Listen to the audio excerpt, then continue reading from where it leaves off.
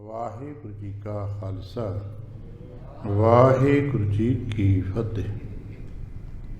ਸਤਿਗੁਰੂ ਪਾਤਸ਼ਾਹ ਸਾਹਿਬ ਜੀ ਦੇ ਪਾਵਨ ਦਰਬਾਰ ਦੀਆਂ ਹਾਜ਼ਰੀਆਂ ਭਰਦਿਆਂ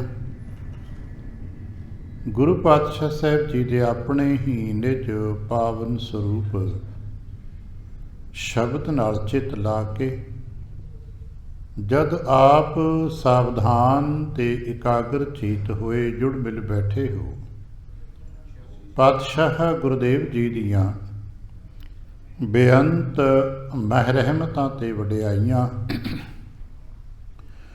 ਜੋ ਸਤ ਸੰਗਤ ਵਿੱਚ ਸਦਾ ਵਰਤਦੀਆਂ ਨੇ, ਆਪ ਉਹਨਾਂ ਦੇ ਸਾਂਝੀ ਤੇ ਧਾਰਨੀ ਹੋਏ ਹੋ। ਕਿਰਪਾਲਤਾ ਕਰਨਾ, ਆਪਣੇ ਨਿਰਮਲ ਹਿਰਦੇ ਚੋਂ ਅਰਦਾਸ ਕਰਨਾ ਜੋ ਗੁਰੂ ਪਾਤਸ਼ਾਹ ਸਾਹਿਬ ਜੀ ਰਹਿਮਤ ਕਰਨ, ਆਪਣੀ ਸਿੱਖਿਆ ਦਾਇਕ ਸਾਖੀ ਪੜ੍ਹਨ ਸੁਣਨ ਵਿਚਾਰਨ ਦਾ ਬਲ ਬਖਸ਼ਣ, ਵਿਚਾਰ ਦਾ ਪ੍ਰਵਾਹ ਬਖਸ਼ਣ। ਇੱਕ ਵਾਰ ਆਸੀਸ ਦਿੰਦਿਆਂ ਅੰਮ੍ਰਿਤ ਦ੍ਰਿਸ਼ਟੀ ਪਾ ਕੇ ਜਪਣਾ ਜੀ ਸਤਨਾਮ ਸ਼੍ਰੀ ਵਾਹਿਗੁਰੂ। ਗਰੀਬ ਨਿਵਾਸ ਘਟ ਘਟ ਕੇ ਵਾਸੀ ਸ਼੍ਰੀ ਅਕਾਲ ਪੁਰਖ ਵਾਹਿਗੁਰੂ ਜੀ ਦਾ ਕੋਟਾਨ ਕੋਟ ਸ਼ੁਕਰਾਨਾ ਜੋ ਸੱਚੇ ਪਾਤਸ਼ਾਹ ਸਾਹਿਬ ਜੀ ਨੇ ਕਿਰਪਾ ਕੀਤੀ ਹੈ, ਸਾਨੂੰ ਰਹਿਮਤ ਕਰਕੇ ਸੰਪੂਰਨ ਦਿਵਸ ਆਪਣੇ ਪਿਆਰ ਤੇ ਭਾਣੇ ਵਿੱਚ ਬਤੀਤ ਕਰਾਏ ਅਤੇ ਸੰਧਿਆ ਕੇ ਸਮੇਂ ਆਪਣੇ ਦਰਬਾਰ ਦੀ ਹਾਜ਼ਰੀ ਭਰਨ ਦਾ ਸੁਭਾਗ ਬਖਸ਼ਿਆ। ਗੁਰੂ ਨਾਨਕ ਸਾਹਿਬ ਜੀ ਕੀ ਗਾਥਾ ਜੋ ਸਾਖੀ ਦੇ ਰੂਪ ਵਿੱਚ ਆਪਾਂ ਵਾਚ ਰਹੇ ਹਾਂ, ਜਿਸ ਤੇ ਦਰਸ਼ਨ ਕਰਦਿਆਂ ਕਰਦਿਆਂ ਸਤਿਗੁਰੂ ਜੀ ਕੇ ਪਰਮ ਪਿਆਰੇ ਸੇਵਕ ਭਾਈ ਰਾਏ ਬੁਲਾਰ ਜੀ, ਜਿਹਨੂੰ ਜੇ ਬਾਬਾ ਰਾਏ ਬੁਲਾਰ ਕਹੀਏ ਤਾਂ ਸ਼ਾਇਦ ਬਹੁਤ ਬਿਹਤਰ ਹੋਵੇ, ਜਿਹੜੇ ਗੁਰੂ ਨਾਨਕ ਸਾਹਿਬ ਦੇ ਪਿਆਰੇ ਨੇ ਔਰ ਜਿਨ੍ਹਾਂ ਨੇ ਗੁਰੂ ਨਾਨਕ ਪਾਤਸ਼ਾਹ ਸਾਹਿਬ ਜੀ ਦਾ ਸਭ ਤੋਂ ਪਹਿਲਾ ਚਰਨਾਮ੍ਰਿਤ ਪ੍ਰਾਪਤ ਕੀਤਾ ਹੈ। ਔਰ ਇਹ ਵੀ ਹੱਕ ਸ਼ਖਸੀਅਤ ਨੂੰ ਪ੍ਰਾਪਤ ਹੋਇਆ ਕਿ ਉਹਨਾਂ ਨੇ ਗੁਰੂ ਨਾਨਕ ਪਾਤਸ਼ਾਹ ਸਾਹਿਬ ਜੀ ਦਾ ਜੋ ਵਿਧੀਵਤ ਚਰਨਾਮ੍ਰਿਤ ਹੈ ਉਹ ਪ੍ਰਾਪਤ ਕੀਤਾ।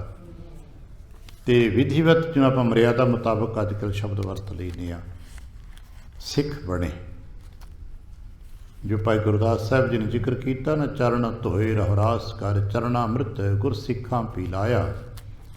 ਇਸ ਦੀ ਸ਼ੁਰੂਆਤ ਗੁਰੂ ਨਾਨਕ ਬਾਬਾ ਜੀ ਨੇ ਰਾਏ ਬੁਲਾਰ ਜੀ ਤੋਂ ਆਰੰਭ ਕੀਤੀ ਅਤੇ ਰਾਏ ਬੁਲਾਰ ਜੀ ਨੇ ਹੀ ਸਭ ਤੋਂ ਪਹਿਲਾਂ ਗੁਰੂ ਨਾਨਕ ਪਾਤਸ਼ਾਹ ਸਾਹਿਬ ਦੇ ਪਾਵਨ ਚਰਨਾਂ ਤੋਂ ਚਰਨਾਮ੍ਰਿਤ ਤਿਆਰ ਕਰਵਾ ਕੇ ਆਪ ਛਕਿਆ।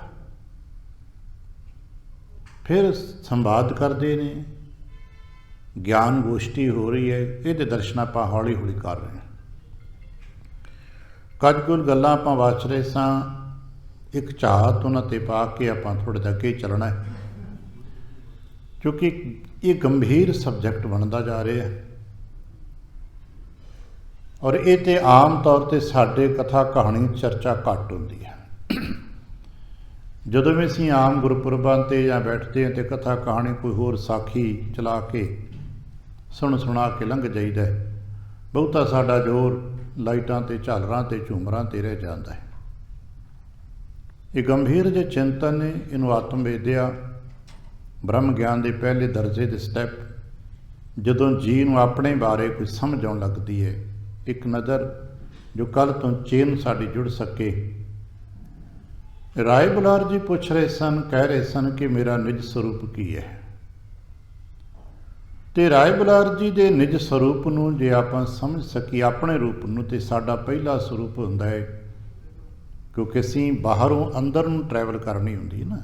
ਜਿਵੇਂ ਸੰਸਾਰ ਦੇ ਵਿੱਚ ਦੇਖੀਏ ਤਾਂ ਕਿਸੇ ਪਾਸੇ ਨੂੰ ਕੋਈ ਗਤੀ ਨਿਰੰਤਰ ਜਾਰੀ ਹੈ। ਵਿਚਾਰਾਂ ਦੇ ਜੋ ਸਰੀਰ ਦੀ ਨਿੱਜੀ ਬਣਤਰ ਹੈ ਉਹ ਸਮੁੰਦਰ ਵਾਂਗ ਅੰਦਰ ਤੋਂ ਬਾਹਰ ਨੂੰ ਆਉਂਦੀ ਹੈ। ਜਿਹੜੇ ਸਰੀਰ ਵਿਗਿਆਨ ਦੇ ਬਾਰੇ ਜਾਣਦੇ ਨੇ, ਤੁਸੀਂ ਸਰੀਰ ਦੇ ਵਿੱਚ ਕਿਤਨਾ ਵੀ ਕੋਈ ਡੀਪ ਗਹਿਰਾ ਕੋਈ ਪਦਾਰਥ ਅਗਰ ਕਿਸੇ ਸਰਜਨ ਤੋਂ ਵੀ ਛੁੱਟ ਜਾਂਦਾ ਹੈ ਤਾਂ ਉਹ ਕੁਝ ਸਮੇਂ ਬਾਅਦ ਬਾਹਰਲੀ ਸਕਿਨ 'ਤੇ ਪ੍ਰਗਟ ਹੋ ਜਾਏਗਾ, ਕਿਉਂਕਿ ਸਰੀਰ ਦੀ ਜੋ ਬਣਤਰ ਹੈ ਸਮੁੰਦਰ ਦੀ ਨਿਆਈ ਹੈ, ਅੰਦਰੋਂ ਬਾਹਰ ਨੂੰ ਹੁੰਦਾ ਹੈ। ਇਸੇ ਕਰਕੇ ਹਮੇਸ਼ਾ ਸਾਡੀ ਉੱਪਰਲੀ ਡੈਡ ਸਕਿਨ ਬਣ ਜਾਂਦੀ ਹੈ, ਨਵੀਂ ਫਿਰ ਅੰਦਰੋਂ ਬਾਹਰ ਆਉਂਦੀ ਹੈ। ਇਸ ਤਰ੍ਹਾਂ ਸਰਕਲ, ਜਿਵੇਂ ਸਮੁੰਦਰ ਦੀਆਂ ਲਹਿਰਾਂ ਅੰਦਰ ਤੋਂ ਬਾਹਰ ਨੂੰ ਜਾਂਦੀਆਂ ਨੇ। ਕਦੇ ਵੇਖਿਆ ਜੀ ਸਮੁੰਦਰ ਦੀ ਲਹਿਰਾਂ ਬਾਹਰ ਤੋਂ ਅੰਦਰ ਨੂੰ ਆਉਂਦੀਆਂ ਹੋਣ?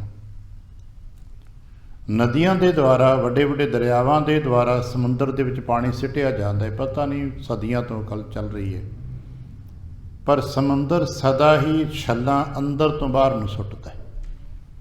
ਸੰਸਾਰ ਭਰ ਦੇ ਸਮੁੰਦਰਾਂ ਦੇ ਕਿਸੇ ਵੀ ਕਿਨਾਰਿਆਂ 'ਤੇ ਚਲੇ ਜਾਓ, ਛੱਲਾਂ ਬਾਹਰ ਨੂੰ ਪੈ ਰਹੀਆਂ ਨੇ। ਔਰ ਵੱਡੇ ਵੱਡੇ ਬੀਚ ਤੇ ਕਿਨਾਰਿਆਂ 'ਤੇ ਜਾਣ ਦਾ ਕੁਝ ਅਵਸਰ ਵੀ ਮਿਲਿਆ, ਦੇਖਿਆ ਅੰਦਰ ਜਿੰਨੀ ਮਰਜ਼ੀ ਮਨੁੱਖਾਂ ਨੇ ਗੰਦਗੀ ਸੁੱਟੀ ਹੋਵੇ, ਸਮੁੰਦਰ ਚੁੱਕ ਕੇ ਕਿਨਾਰਿਆਂ 'ਤੇ ਸਿੱਟ ਦਿੰਦਾ ਹੈ, ਆਪਣੀ ਹੱਦ ਤੋਂ ਬਾਹਰ ਸਿੱਟ ਦਿੰਦਾ ਹੈ। ਇਹ ਸਮੁੰਦਰ ਦੀ ਤੇ ਸਰੀਰ ਦੀ ਇੱਕ ਬਾਹਰੀ ਬਣਤਰ ਹੈ, ਕਿਉਂਕਿ ਸਰੀਰ ਵਿੱਚ ਵੀ ਪਾਣੀ ਬਹੁਤ ਹੈ ਤੇ ਸਮੁੰਦਰ 'ਤੇ ਹੈ ਹੀ ਪਾਣੀ। ਪਰ ਦੂਜੇ ਪਾਸੇ ਜਿਨ੍ਹਾਂ ਨੇ ਸਮੁੰਦਰ 'ਚੋਂ ਕੁਝ ਪ੍ਰਾਪਤ ਕਰਨਾ ਹੁੰਦਾ ਹੈ, ਉਹਨਾਂ ਨੂੰ ਸਮੁੰਦਰ ਦੇ ਅੰਦਰ ਉਤਰਨਾ ਪੈਂਦਾ, ਛੱਲਾਂ ਦੇ ਵਿਪਰੀਤ ਜਾਣਾ ਪੈਂਦਾ, ਗਹਿਰਾ ਉਤਰਨਾ ਪੈਂਦਾ। ਇਸੇ ਤਰ੍ਹਾਂ ਜਦੋਂ ਅਸੀਂ ਆਪਣੇ ਆਤਮ ਚਿੰਤਨ ਬਾਰੇ ਜਾਣਾ ਤੇ ਸਾਨੂੰ ਬਾਹਰਲੇ ਬ੍ਰਹਮੰਡ 'ਚੋਂ ਅੰਦਰਲੇ ਅਦ੍ਰਿਸ਼ਮਾਨ ਮੰਡਲਾਂ 'ਚ ਪ੍ਰਵੇਸ਼ ਕਰਨਾ ਪੈਣਾ। ਤੇ ਸਾਡਾ ਸਭ ਤੋਂ ਬਾਹਰਲਾ ਦ੍ਰਿਸ਼ਮਾਨ ਸਰੂਪ ਕੀ ਹੈ, ਜੋ ਸਾਡੀ ਪਹਿਚਾਣ ਕੀ, ਮੇਰੀ ਜਾਤ ਕੀ, ਜੀ ਪਰਸਨੈਲਿਟੀ ਕੀ ਹੈ, ਧਰਮ ਕੀ ਹੈ। ਅੱਜ ਵੀ ਕਿਸੇ ਸਰਕਾਰੀ ਦਰਬਾਰੇ ਕਾਨੂੰਨ ਵਿੱਚ ਕਿਤੇ ਕੋਈ ਵਾਧ ਘਾਟ ਹੋ ਜਾਏ ਤੇ ਹੀ ਪੜਤਾਲ ਹੁੰਦੀ, ਕਿਹੜੀ ਜਾਤ ਦਾ ਜੀ, ਕਿਹੜੇ ਦੇਸ਼ ਦਾ ਜੀ, ਕਿਹੜੀ ਬਰਾਦਰੀ ਦਾ ਹੈ, ਕਿਹੜੀ ਜਾਤ ਹੈ, ਕਿਹੜਾ ਧਰਮ ਹੈ। ਇਹਨਾਂ ਕੋ ਸਮਾਜ ਲੱਭਦਾ ਹੈ, ਪਰਿਵਾਰ ਕੌਣ ਕੌਣ ਹੈ, ਸਰਨੇਮ ਕੀ ਨੇ, ਕਿਹੜੇ ਪਿੰਡ ਦਾ ਹੈ, ਕਿਹੜੇ ਸ਼ਹਿਰ ਦਾ ਹੈ, ਕਿਹੜੀ ਗੋਤ ਹੈ, ਇਹ ਬਾਹਰਲੀ ਪਹਿਚਾਣ ਹੈ। ਰਾਏ ਬੁਲਾਰ ਕਹਿਣ ਲੱਗੇ ਮੇਰੀ ਬਾਹਰਲੀ ਪਹਿਚਾਣ ਤੇ ਨਹੀਂ ਕੋਈ, ਮੈਂ ਰਾਏ ਬੁਲਾਰਾ ਮੁਸਲਮਾਨ ਜਨਮ ਹੋਇਆ, ਨਮਾਜ਼ ਪੜ੍ਹਦਾ ਹਾਂ, ਵੱਡਾ ਪਰਿਵਾਰ ਹੈ, ਭੈਣ ਭਰਾ ਨੇ। ਸਤਿਗੁਰੂ ਕਹਿਣ ਲੱਗੇ ਨਹੀਂ, ਅੱਗੇ ਚੱਲੋ। ਜਦੋਂ ਆਪਣੇ ਮੁਕਾਮ 'ਤੇ ਕਹਿਣ ਲੱਗਾ ਜੀ ਸੋਹਣਾ ਸਰੀਰ ਹੈ, ਬਚਪਨ ਤੋਂ ਜਵਾਨ ਹੋਏ ਤੇ ਬੁੱਢੇ ਹੋ ਗਏ ਆ, ਹੁਣ ਸਰੀਰ ਤੇ ਪੂਰਾ ਹੈ ਲੇਕਿਨ ਉੱਠਿਆ ਨਹੀਂ ਜਾਂਦਾ, ਬੈਠਾ ਨਹੀਂ ਜਾਂਦਾ, ਬੁੱਢੇ ਹੋ ਕੇ ਪੈ ਗਏ ਆ। ਮਹਾਰਾਜ ਕਹਿਣ ਲੱਗੇ ਚਲੋ ਹੋਰ ਅੱਗੇ ਚੱਲੋ। ਇਹ ਪਹਿਲਾ ਪੜਾਅ ਹੈ। ਦੂਜਾ ਪੜਾਅ ਹੈ ਸਾਡੀਆਂ ਸਰੀਰ ਦੀਆਂ ਇੰਦਰੀਆਂ। ਰਾਏ ਬੁਲਾਰ ਕਹਿਣ ਲੱਗਾ ਮੈਂ ਸਮਝਦਾ ਕਿ ਸ਼ਾਇਦ ਮੈਂ ਇੰਦਰੀ ਰੂਪ ਹਾਂ। ਸਤਿਗੁਰ ਕਹਿਣ ਲੱਗੇ ਨਹੀਂ, ਇੰਦਰੀਆਂ ਤੇ ਇੱਕ ਸਾਧਨ ਹੁੰਦੀਆਂ ਨੇ। ਅੱਛਾ, ਫਿਰ ਇੰਦਰੀਆਂ ਨੂੰ ਕੌਣ ਚਲਾਉਂਦਾ ਹੈ? ਕਹਿਣ ਲੱਗਾ ਜੀ ਇੰਦਰੀਆਂ ਪ੍ਰਾਣਾਂ ਦੇ ਕਰਕੇ ਚੱਲਦੀਆਂ ਨੇ, ਸ਼ਕਤੀ ਦੇ ਕਰਕੇ ਚੱਲਦੀਆਂ ਨੇ। ਤੇ ਮਤਲਬ ਮੈਂ ਪ੍ਰਾਣ ਸਰੂਪ, ਅੱਜ ਵੀ ਕਹਿੰਦੇ ਪ੍ਰਾਣ ਨਿਕਲ ਗਏ, ਪ੍ਰਾਣ ਮੁੱਕ ਗਏ, ਪ੍ਰਾਣ। ਮਹਾਰਾਜ ਕਹਿਣ ਲੱਗੇ ਨਹੀਂ, ਪ੍ਰਾਣ ਵੀ ਨਹੀਂ ਹੋ, ਹੋਰ ਅੱਗੇ ਚਲੋ। ਕਹਿਣ ਲੱਗਾ ਜੀ ਮਨ ਹੋਵਾਂਗਾ, ਕਿਉਂਕਿ ਸਾਰੇ ਫੈਸਲੇ ਮਨ ਕਰਦਾ ਹੈ। ਮਹਾਰਾਜ ਕਹਿਣ ਲੱਗੇ ਨਹੀਂ, ਮਨ ਤੋਂ ਵੀ ਅੱਗੇ ਚਲੋ। ਕਹਿਣ ਲੱਗਾ ਜੀ ਬੁੱਧ ਹੋਵਾਂਗਾ। ਸਤਿਗੁਰ ਕਹਿਣ ਲੱਗੇ ਨਹੀਂ, ਬੁੱਧੀ ਤੋਂ ਵੀ ਅੱਗੇ ਚਲੋ। ਕਹਿਣ ਲੱਗਾ ਜੀ ਬੁੱਧੀ ਤੋਂ ਅੱਗੇ ਮੈਨੂੰ ਸਮਝ ਨਹੀਂ ਆ ਰਹੀ। ਗਿਆਨੀ ਬੁੱਧੀਜੀਵੀ ਇੱਥੇ ਜਾ ਕੇ ਅਟਕ ਜਾਂਦੇ ਨੇ, ਬੁੱਧੀ ਤੋਂ ਅੱਗੇ ਨਹੀਂ ਜਾਂਦੇ। ਗੁਰੂ ਨਾਨਕ ਪਾਤਸ਼ਾਹ ਸਾਹਿਬ ਜੀ ਨੇ ਫਿਰ ਉੱਥੇ ਗੱਲਾਂ ਖੋਲ੍ਹੀਆਂ ਕਿ ਭਾਈ ਤੁਸੀਂ ਬੁੱਧ ਨਹੀਂ ਹੋ। ਫਿਰ ਅੰਤःਕਰਨ ਬਣਦਾ ਜਿਹਦੇ ਵਿੱਚ ਬੁੱਧ ਹੈ। ਆਪਾਂ ਕੱਲ੍ਹ ਗੱਲ ਕਰ ਸੀ ਜਪਜੀ ਸਾਹਿਬ ਜੀ ਦੀ। ਇੱਥੋਂ ਤੱਕ ਸੰਸਾਰ ਦਾ ਦਰਸ਼ਨ, ਸੰਸਾਰ ਦਾ ਗਿਆਨ ਬੁੱਧੀ ਤੱਕ, ਤੇ ਗੁਰੂ ਨਾਨਕ ਦਾ ਦਰਸ਼ਨ ਬਿਲਕੁਲ ਬਰਾਬਰ ਚੱਲਦਾ ਹੈ, ਇੱਕੋ ਹੀ ਹੈ। ਬੁੱਧੀ ਦੇ ਮੰਡਲ ਤੋਂ ਅੱਗੇ ਜਾ ਕੇ ਗੁਰੂ ਨਾਨਕ ਸਾਹਿਬ ਦਾ ਦਰਸ਼ਨ ਬਦਲਦਾ ਹੈ। ਭਗਤਾਂ ਦਾ ਸਾਰਿਆਂ ਦਾ ਬਦਲ ਜਾਂਦਾ ਹੈ, ਕਿਉਂਕਿ ਸੰਸਾਰ ਦਾ ਸਾਰਾ ਗਿਆਨ ਬੁੱਧੀ ਤੱਕ ਸੀਮਿਤ ਹੈ, ਬੁੱਧੀ ਮੰਡਲ ਤੱਕ ਹੀ ਸੀਮਿਤ ਹੈ। ਔਰ ਜਿਹਨੂੰ ਆਪਾਂ ਜਾ ਕੇ ਕਹਿੰਦੇ ਆ ਕਿ ਸਿੱਖੀ ਜਾਂ ਧਰਮ ਜਾਂ ਕੋਈ ਵੀ ਸਿੱਖੀ, ਉਹ ਸਿੱਖੀ ਬੁੱਧੀ ਤੋਂ ਅੱਗੇ ਜਾ ਕੇ ਆਰੰਭ ਹੁੰਦੀ ਹੈ। ਠੀਕ ਹੈ, ਅਸੀਂ ਗੁਰੂ ਨਾਨਕ ਦੇ ਸਿੱਖਾਂ, ਕੋਈ ਆਪਣੇ ਗੁਰੂ ਦਾ ਸਿੱਖ ਹੋ ਸਕਦਾ, ਸਾਨੂੰ ਇਤਰਾਜ਼ ਥੋੜ੍ਹਾ ਹੈ। ਕੋਈ ਕਿਸੇ ਦਾ, ਕੋਈ ਕਿਸੇ ਦਾ, ਕੋਈ ਕਿਸੇ ਦਾ। ਪਰ ਜਿਹੜੇ ਸੰਸਾਰ ਵਿੱਚ ਬਹੁ ਮੰਡਲ ਹੈ, ਬਹੁ ਗਿਣਤੀ ਹੈ, ਉਹ ਬੁੱਧੀ ਮੰਡਲ 'ਤੇ, ਬੁੱਧੀਮੱਤਾ 'ਤੇ ਬੁੱਧੀਜੀਵੀ ਬਣ ਕੇ ਜੀ ਰਹੀ ਹੈ। ਸੰਸਾਰ 'ਚ ਵਾਹ ਹੈ, ਚੰਗੀ ਗੱਲ ਹੈ। ਪਰ ਮਹਾਰਾਜ ਨੇ ਕੁਝ ਗੱਲਾਂ ਅੱਗੇ ਖੋਲ੍ਹੀਆਂ ਨੇ। ਬੁੱਧੀ ਤੋਂ ਉੱਪਰ ਕੀ ਹੈ, ਬੁੱਧ ਕੀ ਹੈ। ਜਿਨ੍ਹਾਂ ਦੋ ਚੀਜ਼ਾਂ ਦਾ ਸਾਡੇ ਬਾਕੀ ਦਾਰਸ਼ਨਿਕ ਲੋਕਾਂ ਨੇ ਜ਼ਿਕਰ ਨਹੀਂ ਕੀਤਾ, ਕਿਤੇ ਕਿਤੇ ਹੈ ਨਹੀਂ ਕਿ ਨਹੀਂ ਹੈ, ਬਿਖਰਾਓ ਹੈ, ਬਿਖਰੀਆਂ ਹੋਈਆਂ ਚੀਜ਼ਾਂ ਨੇ, ਗੁਰੂ ਨਾਨਕ ਨੇ ਸੰਕਲਿਤ ਕਰ ਦਿੱਤੀਆਂ। ਸੁਰਤ ਦਾ ਜ਼ਿਕਰ ਆਮ ਤੌਰ 'ਤੇ ਘੱਟ ਹੈ। ਵੇਦ ਵਿੱਚ ਹੈ, ਸ਼ਾਇਦ ਆਪ ਨੂੰ ਪਤਾ ਸੀ, ਕਿਉਂਕਿ ਵੇਦਾਂ ਦਾ ਅਧਿਐਨ ਨਹੀਂ ਕੀਤਾ ਨਾ, ਇਸ ਕਰਕੇ ਸਾਨੂੰ ਪਤਾ ਨਹੀਂ। ਵੇਦਾਂ ਦੀ ਤੇ ਹਰ ਤੁਕ ਨੂੰ ਸ਼ਰੁਤੀ ਕਿਹਾ ਜਾਂਦਾ ਹੈ। ਜਿਵੇਂ ਆਪਾਂ ਪੰਜਾਬੀ ਤੁਕਾਂ ਕਹਿੰਦੇ ਨਾ, ਕਿ ਗੁਰਬਾਣੀ ਕੀ ਤੁਕ ਹੈ। तो बेदी तो हर तुक नूं कहंदी श्रुति है। सुन भाई, सुनेगा तो काम बनेगा। सुरत है। गुरु नानक पातशाह साडा जो अंतष्करण का स्वरूप लिखिया है, दार्शनिक लोगों ने जो अंतष्करण का स्वरूप लिखिया उहदे विच मन बुद्ध चित्त ते अहंकार दी गल्लां कीतियां ने। अज भी किसी दर्शन पढ़ीए तो चीज़ां मिलणगियां भारती, खास करके भारतीय दर्शन दे विच, कि साडे अंतष्करण दे विच मन बुद्ध चित्त ते अहंकार है। पर जो असीं गुरमत दर्शन का इस पक्षों अध्ययन करांगे, खास करके गुरबाणी की डीप स्टडी जिहड़ी करदे ने, वो जानणगे भी महाराज ने मन अते चित्त नूं भी समानांतर रख के विचारे है। जिवें एक सिक्के दे दो पहलू हुंदे ने, दोनों इकट्ठे आउंदे ने, इकट्ठे जांदे ने, पर एक वेले दिसदा इक्को ही है। आउंदे इकट्ठे ने, जांदे इकट्ठे ने, मन ते चित्त इकट्ठे ही हुंदे ने, पर एक वक्त एक हुंदा है। असीं अक्सर गाहे बगाहे कदे कदे गल करदे हां, मेरा मन नहीं करता, दूजा बंदा आखे मेरा चित्त नहीं करता। असीं आम बोल चाल च, क्योंकि सारियां गल्लां साडे बोल चाल च हैगियां ने, बस बिखरियां हुंदियां ने, असीं इकट्ठियां ने, साडे ज्ञान च नहीं हुंदियां, नतीजन ध्यान च नहीं हुंदियां। असीं कदे कदे कहने अज मेरा मन उदास है, दूजा बंदा कह रहा मेरा चित्त उदास है। इत्थों समझ आती कि मन ते चित्त इकट्ठे ही ने, पर फर्क इतना पैंदा है कि मन संकल्प उठांदा है, जो संकल्प मन उठांदा वो चित्त दे विच हुंदा है। चित्त नूं बहुते न्याई इस नूं समझे चाहिए कि चित्त अपने आप च जो मन संकल्प लैके बैठा है, क्योंकि मन के बारे दार्शनिक लोग सारे कहते हैं कि संकल्पां ते विकल्पां का समूह हुंदा है। फुरनियां दा पंजाबी च आपां कहने आ फुरनियां दा समूह हुंदा है। बस फुरने मुक गए, मन मुक गया। फुरने हैगे ने, मन हैगा। पर गुरु नानक साहब जी थोड़ा होर अगे ले जाते हैं कि जे मन लो तुहाडे फुरने मुक जाण तो कि मन मुक जाएगा? नहीं, चित्त बाकी, जो चित्त निर्मल हो जाएगा। गुरु नानक पातशाह साहब जी ने इस कला का सानू उभार के दिता है, जिस कला का जो बनतर स्वरूप है, जिन्होंने चिंतन कहते हैं, शास्त्री भाषा तो चिंतन। चित्त का जो साढ़े ना स्वरूप है वो चिंतन कला है करते दी। जिथों चिंतन होंदा है, जिहदे नाल चिंता पैदा होती है। मन संकल्प लैंदा है, संकल्प के बदले च विकल्प होंदा है भी आह काम इदां करांगे। जिवें मेरे अगे 4-5 विकल्प ने, आह माइक नहीं चलेगा आह चला लांगे, आह माइक नहीं चलेगा आह चला लांगे। विकल्प है ना, यही तो विकल्प ने भी एक दे बदल च की है। जिवें आह बंदा काम नहीं करेगा तो उन्होंने कह देंगे, छोटा पुत्र काम नहीं करेगा तो वड्डे नूं कह देंगे, वड्डा नहीं करेगा छोटे नूं कह देंगे, भरा नूं करेंगे भैन नूं कह देंगे। विकल्प हुंदे ने, ये विकल्प ने। पर जदों संकल्पां ते विकल्पां दे बारे विचार हुंदी है, वो चिंतन है कि मैनूं इन्हां चों किहड़ा बेहतर है, भी क्वालिटी वध करके कौन बेहतर है। संकल्प भी है कि नहीं, संकल्प का विकल्प भी हैगा है, पर संकल्प ते विकल्प का विचार वो चिंतन, वो चित्त है। वो चित्त विच विचार हुंदा है कि नहीं भाई आ नहीं आ वरतना है, तो जे आ ना कर दे तो दूजा भी ना कर दे तो फिर कित्थे जाना। वो चिंतन करता मनुख। असीं कहने मनन चिंतन, मन करके विचार करते हैं, वो आम तौर से मन करके कहने चिंतन हुंदा चित्त। वो चित्त दे विच चिंतन दा ते सिमरन जिन्हों असीं किते अगे जाके तो थोड़ा जिहा लाइन हट के सिमरन भी उत्थे जाके होना है। चित्त सिमरन कराओ, सिमरन भी उस मुकाम पर जाके होंदा। जे गल्ली बातें असीं जाप कर लेने, पाठ कर लेने, साथों सिमरन नहीं हो रहा। सिमरन भी उत्थे उस पद्धर पर जाके जिथे चिंतन है उत्थे सिमरन। चित्त विच सिमरन हुंदा। चित्त सिमरन करो नैन अवलोकनो, श्रवण बाणी सो जस पूर राखों। ये पावन वचन है गुरबाणी च। गुरु नानक पातशाह साहब जी ने चित्त नूं ही इस वड्डे पद्धर ते लिखिया, नूं घट दी नहीं भी किया।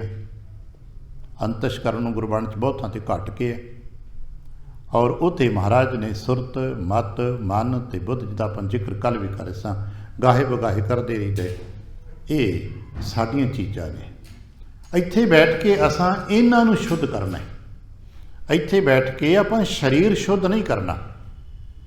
ਇੱਥੇ किसी ने अपना शरीर के कपड़े थोड़ा धोने आ, ਇੱਥੇ आपां मत नूं धोना है। आ जपजी सा पाठ ते आप, क्योंकि जपजी सिद्धांतक बाणी है। शायद इसे करके जपजी साहब का कीर्तन नहीं है। पुराने कीर्तनी कोई भी जपजी साहब का कीर्तन नहीं सी करता होता। जपजी सच बड़ी प्यारी प्यारी गल्लां और एक तुक दे विच कई दर्शन ने, कई फिलासफी निकलदी है उन्होंने। जिवें आ कपड़े मेरे हो तो आपां की करांगे, धो लवांगे। आ साडे घरां दे ही रिवाज है, साडे कपड़े मैले हो जाते धो लेने। महाराज ने जिक्र सिख मूत पलीती कपड़ होए दे साबुण लईए हो धोए। ठीक इस तरह भर गया मत पापां के संग, क्यों पाप कित्थों आ रहा, बाहरों आ रहे। पाप हमेशा ग्रहण किया जाता, पाप तो पुन बाहर दे ने। असी किसी वाल वेख के जो करते हैं पाप है जां पुण्य चीज़ां बाहरों मत विच आ रही ने। जिवें असीं मत विच पा रहे हैं, पाई जा रहे हैं, पाई जा रहे हैं, पाई जा रहे हैं। अल्टीमेट मिली हो जाएगी। पर यह मत कि पापां के संग वो धोपै नावै के रंग। वो मत जिहड़ी आ वो साफ हो जाएगी। जदों मत साफ हो जाएगी इत्थे बैठ के, जिन्होंने असीं कि भांडा धोए, आपां मैं भांडा धोए बैस धूप देवो, ते किने गुरु द्वारे होए सोची पाए सी, ਏਤ द्वारे धोए हच्छा होए सी। इत्थे तन थोड़ा धोना है अपना, वो मत धोनी है। ते मत धोना वास्ते नावे के रंग, वो नाम ने धुपनी, उसका कोई साबण नहीं गा। वो नाम किहड़ा नाम जल है, अमृत जल है, उन्होंने असीं नाम जल कह देने, अमृत जल कह देने। उहदे वास्ते सानूं चिंतन चाहिए है, उहदे वास्ते सानूं चिंतन करना पैंदा है कि भाई पहला स्वीकार करना पैंदा है कि ये समस्या है, मेरी मत मैली है, मेरी मत थोड़ी है। स्वीकारता तो बाद विच ही विकास होंदा है। जिन्ना चिर असीं स्वीकार नहीं करते उन्ना चिर उहदा इलाज भी नहीं हुंदा। शायद इसे करके संसार दे लोग कोई फैसला करन तो पहला व्यक्ति नूं कहंदे ने अपनी गलती मान लो भाई, गलती मान लोगे तो सज़ा घट वध जाएगी, पीड़ा घट जाएगी। इसे तरह गुरबाणी सानूं बार बार कहंदे कि भाई मान लो, असीं गलती कीती मन लीए, नहीं कीती नहीं पता। जे वड्डा कहंदा ते इत्थों गल भुल है तो मतलब मैनूं नहीं पता लग रहा ना, महाराज नूं पता, वड्डे नूं की पता भुल हो रही। भाई साहब कई बार कहंदे हुंदे सी कि तुसीं नहीं भी गलती की, बहस नहीं करनी, अगले नूं सॉरी कह दिओ। गुरबाणी च जिक्र कीते साडे वडेरिਆਂ ने सानूं कुछ गल्लां बन के दित्तियां ने। असीं अरदास करते पाठ करते कहते जाने अणजाने हुई भुलों की खेमा। वो चित्त साफ हो जाएगा, जो मत साफ हो जाएगी, फिर साडा मन जो मत साफ हो जाएगी, जो मत विच हुंदा है मन तो वही करता ना। मत विच पाप होएगा नहीं तो मन च पाप आएगा ही नहीं, मत च बुराई होएगी नहीं तो इनू ही। तो जो मत साफ हो जाएगी तो फिर की होगा, मत विच रतन जवाहर माणक, कदे क्या बुद्धि विच जवाहर माणक नहीं, मत विच है। क्योंकि मत एक प्लेट है, एक साडी पात्र है, मत ही भांडा जी सब कुछ पै रहा है। हुण इहदे च असीं बुराई भी पा सकते हैं, पै रही है, अच्छा भी पै रही है, एक खिचड़ी बनती। इस करके सावधानी दे नाल मत विच की पैना है, की पावना है, की होना चाहिए, सुन ये चिंतन है। नहीं तो मन तो उसकी नकल करेगा, जो मत विच पै जाएगा मन की साइड जिहड़ी है वो सिर्फ उसकी नकल ही करेगी।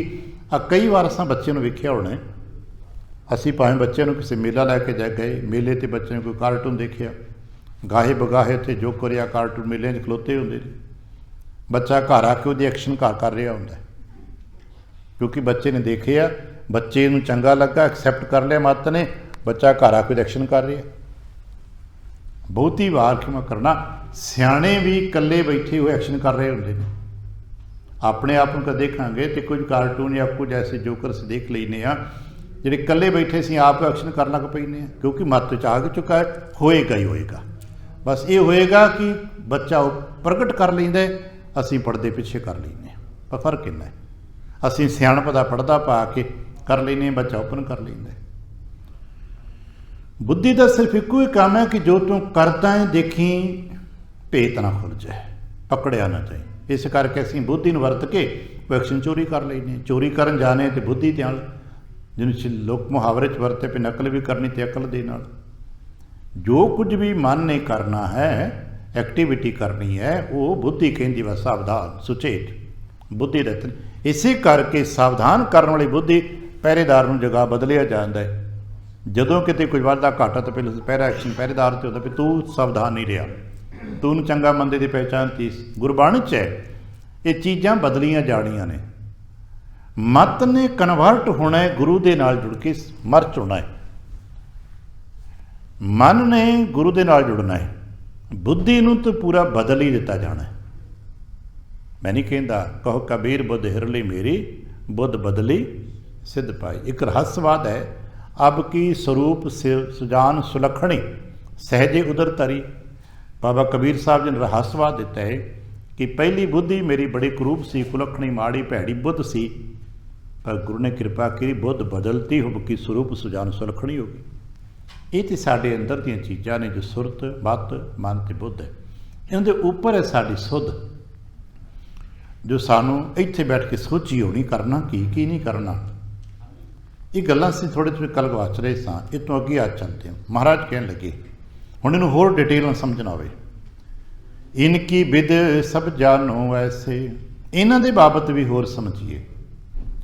ਤਬ ਸਰੂਪ ਕੋ ਆਸ਼ਰੈ ਜੈਸੇ, ਫਿਰ ਜੋ ਸਾਡਾ ਇੱਕ ਸਾਰਾ ਬਣਤਰ ਦਾ ਸਰੂਪ ਹੈ। ਕਹਿਣ ਲੱਗੇ ਰਥ ਰੂਪੀ ਜੋ ਹੈ ਸ਼ਰੀਰਾ, ਇਹਨੂੰ ਫਿਰ ਦੁਬਾਰਾ ਸਮਝਾਉਂਦੇ ਨੇ। ਕਹਿਣ ਲੱਗੇ ਭਾਈ ਕਿ ਦੇਖ, ਜਿਵੇਂ ਇੱਕ ਰੱਥ ਹੁੰਦਾ ਹੈ ਨਾ, ਤੇ ਸਾਡਾ ਸਰੀਰ ਮਾਨੋ ਇੱਕ ਰੱਥ ਹੈ। ਤੇ ਤੁਰੰਗ ਇੰਦਰੀ ਲਖ ਧੀਰਾ, ਤੇ ਕਿਸੇ ਵੀ ਰੱਥ ਨੂੰ ਖਿੱਚਣ ਵਾਸਤੇ ਘੋੜੇ ਵਰਤੇ ਜਾਂਦੇ ਨੇ। ਸਰੀਰ ਰੂਪੀ ਰੱਥ ਨੂੰ ਚਲਾਉਣ ਵਾਸਤੇ ਇੰਦਰੀਆਂ ਰੂਪੀ 10 ਘੋੜੇ ਨੇ। ਔਰ ਆਪਣੇ ਵੇਖਿਆ ਹੋਣਾ ਗੀਤਾ ਦੇ ਵਿੱਚ 10 ਘੋੜਿਆਂ ਦਾ ਜ਼ਿਕਰ ਹੈ। ਸਰੀਰ ਦੇ 10 ਇੰਦਰੀਆਂ ਦਾ ਜ਼ਿਕਰ ਹੈ। ਉਹ 10 ਘੋੜੇ ਨੇ ਸਾਡੇ, ਭਾਈ 10 ਸਾਡੇ ਕੋਲ ਟੂਲ ਨੇ, ਸਾਡੇ ਸਾਧਨ ਨੇ। ਤੇ ਤੁਰੰਗ ਇੰਦਰੀ ਲਖ ਧੀਰਾ, ਹੁਣ ਇਹਨਾਂ ਘੋੜਿਆਂ ਦੀ ਲਗਾਮ ਮਨ ਡੋਰੀ ਕੇ ਸਮ ਪਹਿਚਾਨੋ। ਘੋੜਿਆਂ ਦੀ ਲਗਾਮ ਸਾਰਥੀ ਦੇ ਹੱਥ ਵਿੱਚ ਹੈ। ਉਹ ਲਗਾਮ ਮੀਟਰ 2 ਮੀਟਰ ਲੰਬੀ ਹੁੰਦੀ ਹੈ ਨਾ, ਮਨ ਦੀ ਦੌੜ ਇੰਨੀ ਮਨ ਪਕੜ ਹੈ। ਮਨ ਉਸ ਡੋਰੀ ਵਾਂਗ ਹੈ, ਉਸ ਰੱਸੀ ਵਾਂਗ ਹੈ, ਲਗਾਮ ਵਾਂਗ ਹੈ, ਜਿਹੜਾ ਘੋੜੇ ਤੋਂ ਲੈ ਕੇ ਸਾਰਥੀ ਤੱਕ ਆਉਂਦਾ ਹੈ। ਤੇ ਸਾਰਥੀ ਕੌਣ ਹੈ? ਬੁੱਧ ਸਾਰਥੀ ਤਿਨ ਹੈ ਪ੍ਰਮਾਨੋ। ਬੁੱਧੀ ਸਾਰਥੀ ਹੈ, ਜਿਸ ਨੇ ਘੋੜਿਆਂ ਨੂੰ ਭਜਾਉਣਾ ਵੀ ਹੈ, ਮੋੜਨਾ ਵੀ ਹੈ, ਬਦਲਣਾ ਵੀ ਹੈ, ਉੱਚੇ ਨੀਵੇਂ ਥਾਂ ਤੋਂ, ਟੋਏ ਟਿੱਬੇ ਤੋਂ ਬਚਾ ਕੇ ਆਪਣੇ ਰੱਥ ਨੂੰ ਸਾਵਧਾਨੀ ਦੇ ਨਾਲ, ਸੁਚੇਤਤਾ ਦੇ ਨਾਲ ਆਪਣੇ ਰੱਥ ਨੂੰ ਮੰਜ਼ਿਲ ਤੇ ਪਹੁੰਚਾਉਣਾ। ਰਥੀ ਆਤਮਾ ਰੂਪ ਸੁਤੇਰੋ, ਤੇ ਰੱਥ ਦੇ ਉੱਤੇ ਵੀ ਤੇ ਕੋਈ ਬੈਠਾ ਹੈ ਨਾ। ਕਦੇ ਵੇਖਿਆ ਇਕੱਲਾ ਹੀ ਸਾਰਥੀ ਭਜਾਈ ਜਾਂਦਾ ਹੋਵੇ ਰੱਥ? ਬਹੁਤ ਮੁਸ਼ਕਲ ਹੈ। ਇਕੱਲਾ ਡਰਾਈਵਰ ਗੱਡੀ ਲੈ ਕੇ ਕਿੰਨਾ ਕੁ ਚੱਲਦਾ ਹੈ। ਡਰਾਈਵਰ ਦੀ ਕੀਮਤ, ਗੱਡੀ ਦੀ ਕੀਮਤ ਤਦ ਪੈਂਦੀ ਹੈ ਜਦ ਮਾਲਕ ਬੈਠਾ ਹੋਵੇ। ਤੇ ਕਹਿਣ ਲੱਗੇ ਸਰੀਰ ਦੀ ਕੀਮਤ ਹੈ ਇਹਦੇ ਉੱਤੇ। ਰਥੀ ਆਤਮਾ ਹੈ, ਇਹ ਸਰੀਰ ਦੇ ਅੰਦਰ ਆਤਮਾ ਰੂਪ ਹੈ, ਜਿਹਨੂੰ ਆਤਮਾ ਲੋਕ ਕਹਿੰਦੇ ਨੇ। ਉਹ ਤੂੰ ਹੈ, ਤੂੰ ਰਥ ਦਾ ਮਾਲਕ ਹੈ। ਬੁੱਧੀ ਤੇਰੀ ਸਾਰਥੀ ਹੈ। ਮਨ ਦੀਆਂ ਡੋਰਾਂ ਦੇ ਨਾਲ ਸਰੀਰ ਦੀ ਇੰਦਰੀਆਂ ਨੂੰ ਕਾਬੂ ਕੀਤਾ ਜਾਂਦਾ ਹੈ, ਤੇ ਫਿਰ ਸਰੀਰ ਦੌੜਦਾ ਹੈ। ਔਰ ਇਹਦਾ ਜ਼ਿਕਰ ਗੁਰਬਾਣੀ 'ਚ ਥੋੜ੍ਹਾ ਜਿਹਾ ਰਹੱਸਵਾਦ ਨਾਲ ਕੀਤਾ। ਕਲਯੁਗ ਰਥ ਅਗਨ ਕਾ ਕੂੜਾ ਗੈਰ ਥਵਾਹ, ਅਸੀਂ ਦਾ ਜ਼ਿਕਰ ਆਗਾਸ ਸੱਚ ਬਹੁਤ ਪੜ੍ਹਦੇ ਹਾਂ। ਰਥੀ ਆਤਮਾ ਰੂਪ ਸੁਤੇਰੋ, ਜਾਂ ਕੋ ਹਰਖ ਸ਼ੋਕ ਨਹਿ ਹੇਰੋ। ਆਤਮਾ ਦੇ ਬਾਬਤ ਸਾਰੇ ਕਹਿੰਦੇ, ਨਾ ਇਹ ਬੂਢਾ ਨਾ ਇਹ ਬਾਲਾ, ਨਾ ਇਹ ਦੁੱਖ ਨਹੀਂ ਜਮਜਾਲਾ। ਪਾਵਨ ਬਾਣੀ 'ਚ ਬਚਨ ਨੇ, ਆਤਮਾ ਮਾਰਿਆ ਹਜ਼ਾਰੇ, ਸਾਰੇ ਕਹਿੰਦੇ ਨੇ। ਗੁਰਬਾਣੀ 'ਚ ਬਹੁਤ ਵਾਰ ਜ਼ਿਕਰ ਕੀਤਾ ਕਿ ਆਤਮਾ ਤੇ ਬਿਲਕੁਲ ਇੱਕ ਸਰੂਪ ਹੈ, ਨਾ ਬਚਪਨ, ਨਾ ਬੁੱਢਾ, ਨਾ ਬਾਲ। ਇਹ ਬੁੱਢਾ ਬਾਲ ਤੇ ਸਰੀਰ ਹੋ ਰਿਹਾ। ਤਾਂ ਕੋ ਤੂਨੀ ਕਹਿ ਲਖ ਲੀਜੈ, ਇਸ ਕਰਕੇ ਰਾਏ ਜੀ ਸਮਝੋ ਕਿ ਤੁਸੀਂ ਆਤਮ ਸਰੂਪ ਹੋ। ਅਪਰ ਹੰਤਾ ਤਿਆਗਨ ਕੀਜੈ, ਤੇ ਬਾਕੀ ਜਿਤਨੀਆਂ ਤੁਹਾਡੀਆਂ ਹੰਤਾਵਾਂ ਨੇ ਉਹ ਛੱਡ ਦਿਓ। ਪਕੜਾ, ਹੰਤਾ ਨੂੰ ਕੀ ਪਕੜ? ਜਿਵੇਂ ਸਾਡੀ ਸਰੀਰ ਨਾਲ ਪਕੜ ਹੈ, ਆਪਣੇ ਪਰਿਵਾਰ ਨਾਲ ਪਕੜ ਹੈ, ਆਪਣੀ ਬਰਾਦਰੀ ਪ੍ਰਤੀ ਹੁੰਦੀ ਹੈ, ਆਪਣੇ ਬਹੁਤ ਜੋ ਜਿੱਥੇ ਤੇ ਆਪਣਤਵ ਹੈ ਉਹਦੇ ਨਾਲ ਸਾਡੀ ਹੰਤਾ ਹੁੰਦੀ ਹੈ।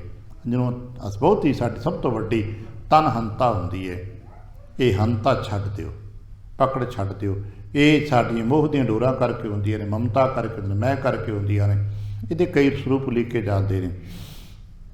ਕਹਿਣ ਲੱਗੇ ਇਸ ਨੂੰ ਤਿਆਗ ਦਿਓ। ਜਦੋਂ ਤੱਕ ਅਸੀਂ ਤਨ ਹੰਤਾ ਨਹੀਂ ਤਿਆਗਾਂਗੇ, ਉਹਨਾਂ ਚਿਰ ਸਾਡੇ ਤੇ ਇਹਦੇ ਛੁੱਟ ਜਾਣ ਦਾ ਭੈ बरकरार है। क्यों ज्ञान उन्हें पता है कि छुट ते जाना ही है, कि सानू पता नहीं कि मौत आनी है, सबनों पता है ना, सबनों पता है कि मौत आनी है, और ये भी पता कि पता नहीं कदों आनी है, ये भी पता है कि पता नहीं कदों आनी भी है। डरते क्यों आ कि छुट न मर ना जाइए। तो मरण की परिभाषा साढ़े तक यही है ना कि शरीर तो आत्मा अलग अलग ना हो जाए। असी इस मरना कही नहीं ना भी शरीर तो आत्मा अलग ना हो जाए, तो बस मेरे तो मेरा शरीर ना छुट जाए, बस इन्ना ही डर है। तो जदों तुसीं आपे छड्डण लई तैयार हो जाओगे तो छुट्टण का डर मुक जाएगा। जो तुसीं आप ही तैयार बैठे मेरा तो है ही नहीं, जो मर्जी लै लो भाई, क्योंकि तुसां मैनूं दिता सी, तुसीं वापस लै लो। उदों तक ही डर ते झगड़ा है, उदों तक ही भय। ऐसे करके गुरमुख जन भगत जन ये निरभय हो जाते हैं। अज जिन्होंने आपां शहीद कहने आ, इन्होंने समझ आती भी शरीर ते मरना तो है ही ना। बहुत सारी साखियां दे विचों शहीदां दे बाबत एक सेंटेंस जो आप सारे कॉमन सारे शहीदां नाल जोड़ देने हुंदे आ, जिवें भाई तारू सिंह साहब का नाम लैने आ क्योंकि उन्होंने तो नाम गल चलती है। जदों चूँकि 25 साल के जवान सन तो जो उन्होंने सामने पूरी जीवन गाथा पाई सी, लंबा जीवन पिया सी। जदों हाकम ने कहा भी देख तारू सिंह तू तो जे 25 सालों का है, जवान है, सारी जिंदगी तेरे अगे पई है, गल थोड़ी जी मेरी मन लै तो सारी जिंदगी जी लेगा। उन्हें कहा जी की मनना, कहने लगा बस तू एक ना कलमा पढ़ ला, नहीं तो माफ़ी मंग ले, नहीं कर ले तू, और कुछ नहीं ना, माफ़ी मांग के सलाम कर दे, तेरी जान बख्शी हो जाएगी। तो और उससे कहने लगे फिर अपनी ज़िंदगी जी, अपने घर परिवार च जा, तेरी माता है, तेरी भैन है, अपना घर परिवार जियो, अपनी ज़िंदगी जियो। तो उससे कहने लगे फिर मौत नहीं आएगी ना, भी तुहानू सलाम कर दिया, तुहाडी शर्तां मान लवां, माफ़ी मंग लवां, तो फिर गारंटी ना मौत नहीं आएगी। कहने लगे थोड़ा कोई कह सकता है, मौत ही आ ही सकती ना। कहने लगे मैं तुहानू माफ़ी मंग के सलाम करके इत्थों बाहर निकलां तो मर गया तो फिर की करूँ। कहने लगे जी मौत तो खुदा के हथ विच है, रब के हथ विच नहीं।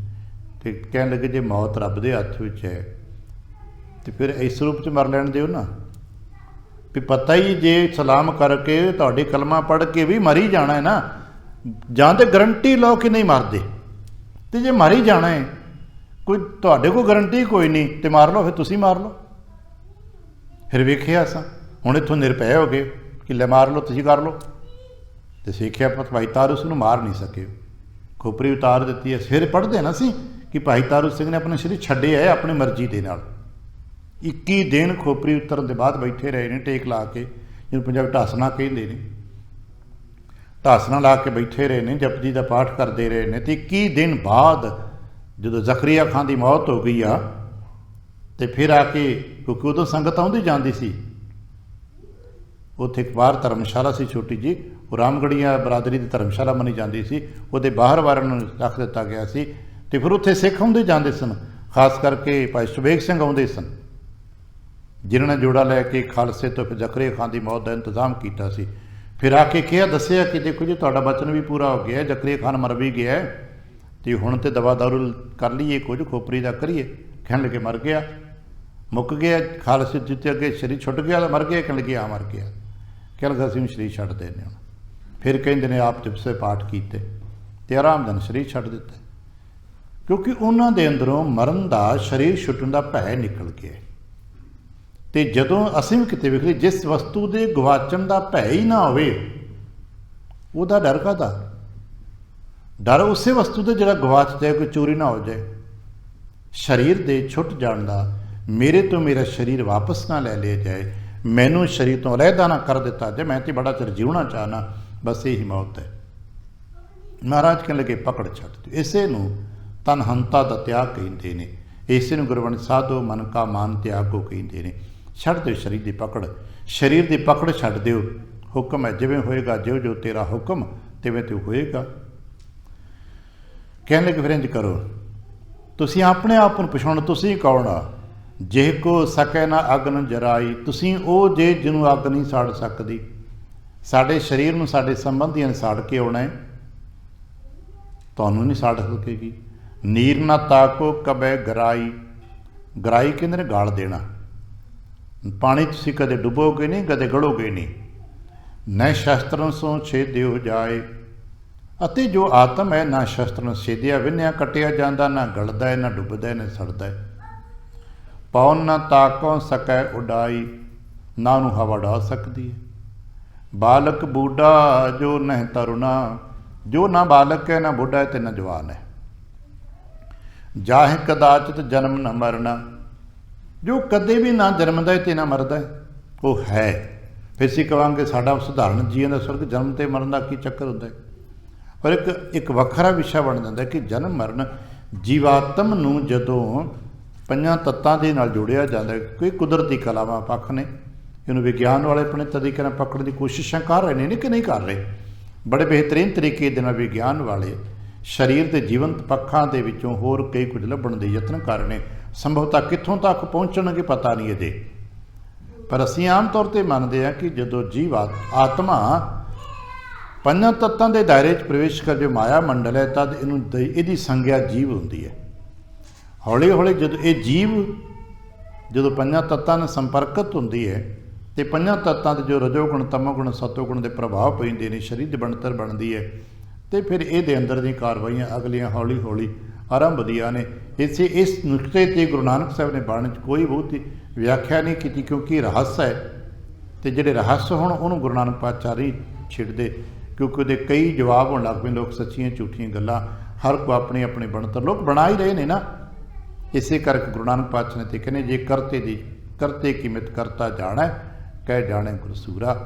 ਸਿਆਣੇ ਮੰਨਦੇ ਨੇ ਕਿ ਜਿੰਨਾ ਚਿਰ ਮਾਇਆ ਦੇ ਚੱਕਰਾਂ 'ਚ ਲੋਭ ਲਾਲਚਾਂ ਇਹਨਾਂ ਚੱਕਰਾਂ 'ਚ ਰਹਿੰਦੇ ਆ, ਉਹਨਾਂ 'ਚ ਅਸੀਂ ਜੀਵ ਰੂਪ ਰਹਿੰਦੇ ਹਾਂ।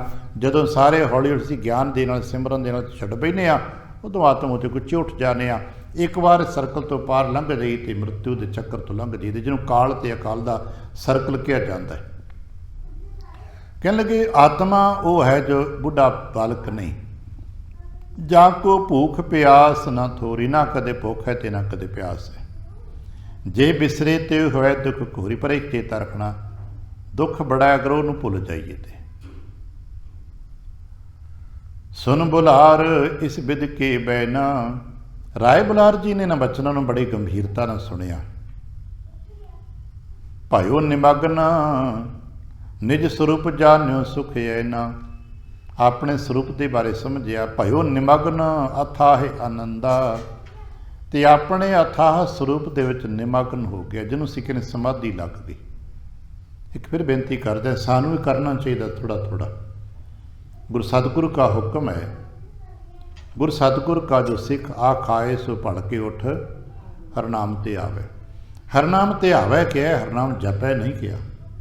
ਇਹ ਗੱਲਾਂ ਸਾਨੂੰ ਸਮਝਣ ਦੀ ਜ਼ਰੂਰਤ ਹੈ। ਉਦੋਂ ਜਪ ਕਰਨ ਲਈ ਨਹੀਂ ਕਿਹਾ। ਅਸੀਂ ਭਾਈ ਸਾਹਿਬ ਜੀ ਕੋਲ ਬੈਠਦੇ ਸਾਂ, ਕਈ ਵਾਰ ਇਹੋ ਜਿਹੀਆਂ ਗੱਲਾਂ ਸਮਝਾਉਂਦੇ ਸੀ। ਕਹਿੰਦੇ ਕਿ ਜੇ ਤੁਸੀਂ ਸਵੇਰੇ ਉੱਠਦੇ ਹੋ ਨਾ, ਕੋ ਲਮੇਰੀ ਬਾਣੀ ਮਤ ਪੜੋ। ਤੋਂ ਅਸੀਂ ਚੂँਕਿ ਸਵੇਰ ਤੋਂ ਖੰਡਾ ਖੜਕਾਉਣੇ ਵੱਡੀਆਂ ਵੱਡੀਆਂ ਲਮੇਰੀਆਂ ਬਾਣੀਆਂ ਦਾ, ਪਰ ਗੁਰੂ ਸਾਹਿਬ ਜੀ ਨੇ ਲਮੇਰੀਆਂ ਬਾਣੀਆਂ ਕਿਸੇ ਵਕਤ ਪੜ੍ਹਨ ਨੂੰ ਕਿਹਾ। ਮੈਂ ਨਹੀਂ ਕਹਿੰਦਾ, ਤੁਸੀਂ ਸਮਝਣਾ। ਗੁਰ ਸਤਿਗੁਰ ਕਾ ਜੋ ਸਿੱਖ ਅਖਾਏ ਸੋ ਭੜ ਕੇ ਉੱਠ, ਹਰਨਾਮ ਤੇ ਆਵੇ। ਤੀਜੀ ਤੁਕ ਚੁੱਕੇ ਹੈ ਨਾ, ਫਿਰ ਚੜ੍ਹੈ ਦਿਵਸ ਗੁਰਬਾਣੀ ਗਾਵੇ। ਪਹਿਲਾਂ ਸਿਰਫ ਹਰਨਾਮ ਤੇ ਆਵੇ, ਤੇ ਹਰਨਾਮ ਤੇ ਆਉਣ ਦਾ ਜੋ ਸੰਕੇਤਕ ਤੇ ਬਾਹਰਲਾ ਜਿੰਨਾ ਕੁ ਦੱਸਿਆ ਸਮਝਾਇਆ ਸੁਣੇ, ਇੱਕ ਦੂਜੇ ਨੂੰ ਦੱਸਿਆ ਜਾ ਸਕਦਾ ਹੈ ਖੁੱਲ੍ਹੇ ਮੰਡਲਾਂ 'ਚ। ਭਾਈ ਤੁਸੀਂ ਉੱਠੇ ਹੋ, ਇਸ਼ਨਾਨ ਪਾਨ ਕਰ ਲਿਆ ਤੇ ਚੰਗੀ ਗੱਲ ਹੈ। ਜੇ ਕਿਸੇ ਕਾਰਨ ਕਿਸ ਦਾ ਸਰੀਰ ਇਸ਼ਨਾਨ ਪਾਨ ਨਹੀਂ ਕਰ ਸਕਦਾ ਤਾਂ ਕੋਈ ਗੱਲ ਨਹੀਂ। ਅੱਜ ਕੱਲ੍ਹ ਸ਼ਬਦ ਫਰੈਸ਼ਨੈਸ ਹੈ, ਤਰੋ ਤਾਜ਼ਾ ਹੋਣ ਵਾਸਤੇ ਹੱਥ ਮੂੰਹ ਧੋ ਲਓ, 5 ਇਸ਼ਨਾਨਾਂ ਕਰ ਲਓ, ਮੂੰਹ ਹੱਥ ਧੋ ਲਓ, ਹਲਕਾ ਜਿਹਾ ਕੁਛ ਪਾਣੀ ਆਦਿਕ ਪੀ ਸਕਦੇ ਹੋ, ਗਰਮ ਠੰਡਾ ਤੱਤਾ ਚਾਹ ਕਾਫੀ ਲੈ ਸਕਦੇ ਹੋ। ਹਾਲਾਂਕਿ ਉਹ ਮਨਮਾਨਤਾਵਾਂ ਹੁੰਦੀਆਂ ਨਾ, ਸੁੱਚਾ ਮੂੰਹ ਕਦੇ ਸੁੱਚਾ ਹੁੰਦਾ ਹੀ ਨਹੀਂ, ਕਿਉਂਕਿ ਰਾਤ ਦਾ ਤਾਂ ਜੂਠਾ ਹੁੰਦਾ। ਇਸ ਕਰਕੇ ਇਹ ਭਰਮ ਭੁਲੇਖੇ ਸਾਡੇ 'ਤੇ ਪਏ ਨੇ, ਇੱਦਾਂ ਨਹੀਂ ਇੱਦਾਂ ਨਹੀਂ ਇੱਦਾਂ ਨਹੀਂ ਇੱਦਾਂ, ਇਹ ਭਰਮ ਭੁਲੇਖੇ ਨੇ ਸਾਡੇ 'ਤੇ। ਸੁੱਚਾ ਕਦੋਂ ਮੂੰਹ ਹੋਣਾ? ਜਦੋਂ ਅਸੀਂ ਬਾਣੀ ਪੜਾਂਗੇ, ਜਦੋਂ ਅਸੀਂ ਵਾਹਿਗੁਰੂ ਕਹਾਂਗੇ ਤਾਂ ਮੂੰਹ ਸੁੱਚਣਾ। ਨਾਮ ਕਹਿਤ ਗੋਬਿੰਦ ਕਾ ਸੂਚੀ ਪਈ ਰਸਨਾ। ਹੋਰ ਨਹੀਂ ਤੇ ਕਿਸੇ ਚੀਜ਼ ਖਾਣ ਜਾਂ ਪੀਣ ਦੇ ਨਾਲ ਜਾਂ ਜੂਠੀ ਹੁੰਦੀ ਰਸਨਾ, ਨਾ ਰਸਨਾ ਜੋ ਸੂਚੀ ਹੁੰਦੀ ਹੈ। ਕੋਸ਼ਿਸ਼ ਕਰਿਆ ਕਰੀ ਉਸ ਵਕਤ ਉੱਠੇ ਹਾਂ, ਬਸ ਆਪਣੇ ਗੁਰ ਕਰਤੇ ਦੇ ਸ਼ੁਕਰਾਨੇ 'ਚ ਬੈਠ ਜਾਈਏ। ਤੂੰ ਹੈ, ਤੇਰੀ ਕਿਰਪਾ ਇਹ ਸੱਚੇ ਪਾਤਸ਼ਾਹ। ਜਿਸ ਵੀ ਰੂਪ ਦੇ ਵਿੱਚ ਆਪਾਂ ਉਸ ਦੀ ਨਿੱਜੀ ਅਰਦਾਸ ਕਰਦੇ ਹਾਂ, ਇੱਕ ਤਾਂ ਸਮੂਹਕ ਅਰਦਾਸ ਜਿਹੜਾ ਆਪਾਂ ਕਰਦੇ ਹੀ ਹਾਂ, ਇਹ ਤਾਂ ਸਮੂਹਿਕ ਹੈ।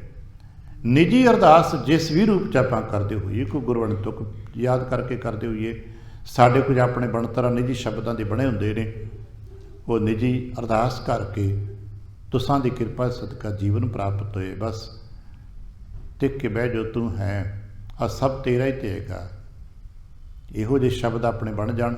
ਇਹ ਜੇ ਹੌਲੀ ਹੌਲੀ ਖਿਆਲ, ਇਹ ਸ਼ਬਦ ਵੀ ਖਿਆਲਾਂ 'ਚ ਨੇ, ਬੋਲਣਾ ਨਹੀਂ ਹੈ, ਇਹ ਸ਼ਬਦ ਵੀ ਖਿਆਲਾਂ 'ਚ ਰਹਿਣੇ ਕਿ ਸਭ ਤੇਰਾ ਹੀ ਤੇ ਹੈ, ਸਭ ਕੁਝ ਤੇਰਾ। ਹੌਲੀ ਹੌਲੀ ਬਸ ਆਪਣੇ 'ਚ ਟਿਕ ਜਾਈਏ, ਉਦੋਂ ਇਹ ਅਭਿਆਸ ਆਪਾਂ ਕਰ ਸਕਦੇ ਹਾਂ ਕਿ ਮੇਰਾ ਨਿੱਜ ਸਰੂਪ ਕੀ ਹੈ ਮਹਾਰਾਜ। ਮੈਂ ਸਰੀਰ ਰੂਪ ਹਾਂ, ਨਹੀਂ, ਮੈਂ ਸਰੀਰ ਰੂਪ ਨਹੀਂ ਹਾਂ, ਮੈਂ ਇੰਦਰੀ ਰੂਪ ਨਹੀਂ ਹਾਂ, ਮੈਂ ਪ੍ਰਾਣ ਵੀ ਨਹੀਂ ਹਾਂ, ਮੈਂ ਮਨ ਵੀ ਨਹੀਂ ਹਾਂ, ਮੈਂ ਬੁੱਧ ਵੀ ਨਹੀਂ ਹਾਂ। ਫਿਰ ਕੀ ਹੈ? ਮੈਂ ਤੇ ਕੁਛ ਵੀ ਨਹੀਂ ਹਾਂ। ਦਾਰਸ਼ਨਿਕ ਲੋਕ ਦੋ ਥਾਵਾਂ ਦੀ ਗੱਲਾਂ ਵਿਆਖਿਆ ਕਰਦੇ ਨੇ। ਭਾਰਤੀ ਦਰਸ਼ਨ, ਸਾਮੀ ਦਰਸ਼ਨ ਨੇ ਦੋ ਅਲੱਗ-ਅਲੱਗ ਤਰੀਕਿਆਂ ਨਾਲ ਇਹਨੂੰ ਵਿਆਖਿਆ ਕਰਨ ਦੀ ਕੋਸ਼ਿਸ਼ ਕੀਤੀ ਹੈ। ਸ਼ਾਇਦ ਆਪ ਨੂੰ ਪਤਾ ਹੋਵੇ, ਵੈਦਿਕ ਮੰਡਲਾਂ ਵਿੱਚ ਇੱਕ ਸੂਤਰ ਹੈ, ਅਹੰ ਬ੍ਰਹਮਾਸਮੀ, ਅਹੰ ਬ੍ਰਹਮਾਸਮੀ, ਮੈਂ ਹੀ ਬ੍ਰਹਮਾ, ਮੈਂ ਹੀ ਬ੍ਰਹਮਾ। ਉਹ ਕਹਿੰਦੇ ਨੇ ਹੌਲੀ ਹੌਲੀ ਇੱਥੇ ਤੱਤਵੇਤਾ ਪਹੁੰਚਦੇ ਨੇ, ਮੈਂ ਹੀ ਬ੍ਰਹਮਾ। ਇਹ ਬ੍ਰਹਮੀ ਸਰੂਪ ਹੈ, ਸਭ ਕੁਛ ਬ੍ਰਹਮ ਹੈ। ਔਰ ਇਹ ਅਹਮ ਬ੍ਰਹਮਾਸਮੀ ਨੂੰ ਵੀ ਸਾਮੀ ਮੰਡਲਾਂ ਵਿੱਚ ਅਨਲ ਹੱਕ ਕਿਹਾ ਗਿਆ। ਸ਼ਮਸ ਤਬਰੇਜ਼ ਇਹੀ ਕਹਿੰਦੇ ਸੀ, ਅਨਲ ਹੱਕ ਦੋਸ਼ ਹੋਰ ਕੀ ਸੀ? ਹੋਰ ਸ਼ਮਸ ਤਬਰੇਜ਼ ਨੇ ਕੋਈ ਗੁਨਾਹ ਦੁਨਿਆਵੀ ਨਹੀਂ ਸੀ ਕੀਤਾ, ਕੋਈ ਪਾਪ ਨਹੀਂ ਸੀ ਕੀਤਾ। ਹੁਣ ਕਿਹਾ ਸੀ ਅਨਲ ਹੱਕ, ਮੈਂ ਹੀ ਖੁਦਾ, ਇਹ ਖੁਦਾ ਹੈ, ਸਭ ਖੁਦਾ ਹੈ, ਪਰ ਉਹ ਕਹਿ ਬੈਠਾ ਸੀ ਮੈਂ ਹੀ ਖੁਦਾ। ਗੁਰੂ ਪਾਤਸ਼ਾਹ ਸਾਹਿਬ ਜੀ ਨੇ ਸ਼ਬਦਾਂ ਨੂੰ, ਭਾਵ ਉਹੀ ਨਹੀਂ ਸਭ ਕੁਛ, ਪਰ ਉਹਨਾਂ ਸ਼ਬਦਾਂ ਨੂੰ ਹੋਰ ਥੋੜ੍ਹਾ ਜਿਹਾ ਸ਼ੁੱਧ ਕਰਤਾ, ਰਿਫਾਈਂਡ ਕਰਤਾ ਹੈ। ਉਹ ਕਹਿੰਦਾ ਬ੍ਰਹਮਾਸਮੀ, ਸਭ ਕੁਛ ਮੈਂ ਹੈ, ਮੈਂ ਹੀ ਬ੍ਰਹਮ। ਉਹ ਕਹਿੰਦੇ ਨੇ ਸਭ ਨਹੀਂ, ਕੋਈ ਤੂੰ ਹੈ ਮਹਾਰਾਜ ਕਹਿ ਲਗੇ ਨਹੀਂ, ਮੈਂ ਕੁਛ ਵੀ ਨਹੀਂ ਹਾਂ, ਮੈਂ ਨਹੀਂ ਹਾਂ। ਕਿਉਂਕਿ ਜੇ ਕਹਾਂ ਬ੍ਰਹਮ ਹਾਂ ਤੇ ਮੈਂ ਬ੍ਰਹਮ ਹਾਂ ਨਾ, ਮੈਂ ਬ੍ਰਹਮ ਹਾਂ, ਤੂੰ ਬ੍ਰਹਮ ਹੈ, ਨਹੀਂ, ਮੈਂ ਕੁਛ ਵੀ ਨਹੀਂ ਹਾਂ। ਹੁਣ ਕੀ ਹੈ? ਤੂੰ ਹੈ।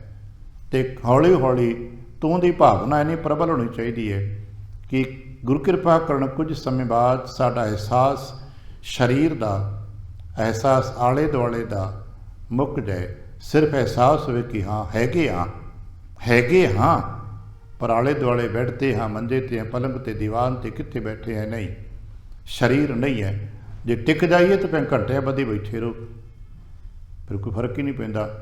ਹੁਣ ਉਠਾਂਗੇ ਨਾ, ਗੋਡੇ ਥੱਕਣੇ ਨੇ, ਅਤੇ ਉਸ ਅਵਸਥਾ 'ਚ ਜਦੋਂ ਕਿਤੇ ਵਾਪਸ ਆਵਾਂਗੇ ਤਾਂ ਛੇ ਹਲਕਾ ਫੁੱਲ ਹੋਵੇਗਾ, ਕਿਉਂਕਿ ਉਹ ਵਿਸ਼ਰਾਮ ਹੈ। ਕਬੀਰ ਮੇਰੀ ਸਿਮਰਨੀ ਰਸਨਾ ਉਪਰ ਰਾਮ, ਆਦ ਜੁਗਾਦੀ ਸਗਲ ਭਗਤ, ਤਾਂ ਕੋ ਸੁਖ ਵਿਸ਼ਰਾਮ। ਉੱਥੇ ਜਾ ਕੇ ਵਿਸ਼ਰਾਮ ਕਰਦੇ ਨੇ ਭਗਤ ਜਨ, ਉੱਥੇ ਵਿਸ਼ਰਾਮ ਕਰਦੇ ਨੇ। ਬਿਲਕੁਲ ਹੈ ਹੀ ਕੁਛ ਨਹੀਂ। ਇਸੇ ਕਰਕੇ ਕਹਿੰਦੇ ਨੇ ਖਿਆਲ ਦ੍ਰਿੜ ਹੋ ਜਾਏ ਸਾਡੇ 'ਚ, ਸਭ ਕੁਛ ਤੂੰ ਹੈ, ਤੂੰ ਹੈ ਮੇਰੇ ਪਿਆਰੇ, ਆ ਸਭ ਕੁਛ ਤੂੰ ਹੈ। ਤੂੰ ਕਰਤਾ, ਤੂੰ ਭਇਆ, ਮੁਝ ਮੈਂ ਰਹਾ ਨਾ ਹੂੰ, ਬਾਪਾ ਪਰ ਕਾ ਮਿਟ ਗਿਆ, ਜਤ ਦੇਖਾ ਤਤ ਤੂੰ, ਸੋ ਕਿਛ ਨਹੀਂ ਜੇ ਮੈਂ ਤੇ ਹੋਵੇ। ਐਸਾ ਤਾਂ ਕੁਛ ਹੈ ਹੀ ਨਹੀਂ ਜੋ ਮੈਂ ਕਰਦਾ, ਨਹੀਂ ਤੂੰ ਹੀ ਕਰਦਾ। ਬਸ ਇੱਥੇ ਸਾ ਪਹੁੰਚਣਾ ਹੈ। ਗੁਰਦੇਵ ਕਿਰਪਾ ਕਰਨ ਅਸੀਂ ਐਸਾ ਕਰਿਆ ਕਰੀਏ, ਥੋੜ੍ਹਾ ਥੋੜ੍ਹਾ, 5-5, 10-10 ਮਿੰਟ, ਇੱਕ ਘੜੀ, ਆਦਿ ਹੁੰਦੇ ਸਤਸੰਗ ਹੁੰਦਾ ਹੈ।